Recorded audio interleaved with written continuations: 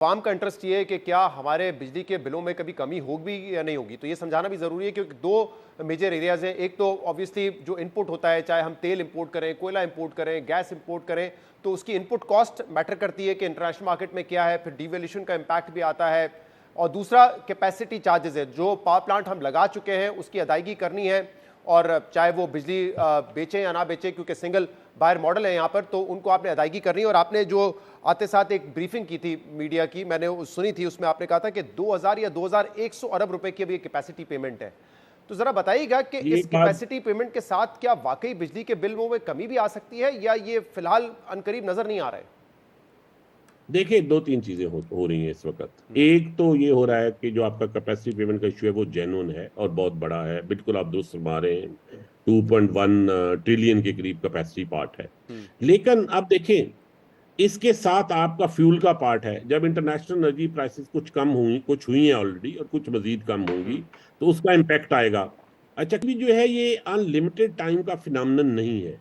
इन particular सालों में हमें इसलिए मसला पैदा हुआ है कि हमने जो जनरेशन कैपेसिटी लगाई है वो कुछ पर्टिकुलर सालों में लगाई है। जब आप हर 2 साल बाद प्लांट लगाते जाते हैं और ऐड करते जाते हैं, तो आप इकट्ठे प्लांटों की कैपेसिटी पेमेंट ड्यू नहीं होती। लेकिन अब क्योंकि हमें यकदम ढेर सारे प्लांट इकट्ठे लगाने पड़े, क्योंकि गैप बहुत बड़ा था बिटवीन 2015 एंड 2019 से, इन 3-4 सालों में, तो उसका नतीजा ये हुआ कि कैपेसिटी डिप्लॉयमेंट का भी एक पहाड़ खड़ा हो गया। लेकिन अगले 4-5 सालों बाद ये पहाड़ से हम गुजर जाएंगे और उसके बाद एक नॉर्मल ग्रेजुअल कैपेसिटी पेमेंट का बोझ हमारे ऊपर रहेगा। तो एक तो ये है। कितने टाइम में आप कह रहे हैं कि गुजर जाएंगे? देखे ना, 2017 में जो प्लांट लगा है उसके 6 साल तो हो चुके हैं ना, तो 4 सालों में उसकी बाकी डेट पेमेंट रीपेमेंट भी हो जाएगी। रफली 10 इयर्स में डेट रीपेमेंट यानी 75% of the total project cost repay हो जाती है। सही। आपकी ओवरऑल इसमें अंडरस्टैंडिंग क्या है? क्योंकि आज मिफ्ता इस्माइल साहब साबिक वजीर खजाना है, उन्होंने एक आर्टिकल भी लिखा है जिसमें उन्होंने बेशतर मिसालें दी हैं कि हम जब ये फॉरेन लोन लेके पावर प्लांट्स लगाते हैं या मोटरवेज बनाते हैं तो उसका इकोनॉमिक बेनिफिट हमें कितना मिलता है, ये गेज करना जरूरी है। वो बेनिफिट सिर्फ डोमेस्टिक टर्म में ना हो, वो रीपेमेंट के टर्म में भी हो कि क्या हम वो डॉलर्स वापस कर सकेंगे। तो आपको आपकी अंडरस्टैंडिंग क्या है कि कोई हमसे कहीं पे गलती हुई है कि क्या? एक अगर मैं सवाल मुकम्मल करूं, क्योंकि जब नून लीग की हुकूमत वापस आई पीडीएम की सूरत में, तो उन्होंने कहा कि अब हम सोलर पे जाएंगे। यानी कि अगर आप लॉन्ग टर्म मनसूबाबंदी करते हैं, आपने इतने सारे पावर प्लांट्स लगाए जिसमें गैस भी है, कोयला भी है, ऑयल भी है, फिर आप ये आके कहते हैं कि अब सोलर पे जाना है, तो कहीं हमारी प्लानिंग में कोई कमी थी या नहीं थी? मैं आपको बताता हूँ, प्लानिंग से ज्यादा ना हमारी मजबूरियों की एक बहुत बड़ी मुसीबत है। मैं आपको इसका पूरा, बिल्कुल मैंने मुफ्ता साहब का आर्टिकल तो नहीं देखा, लेकिन मैं आपको इसके बारे में, मुझे इस बात की बहुत अच्छी अंडरस्टैंडिंग है जी।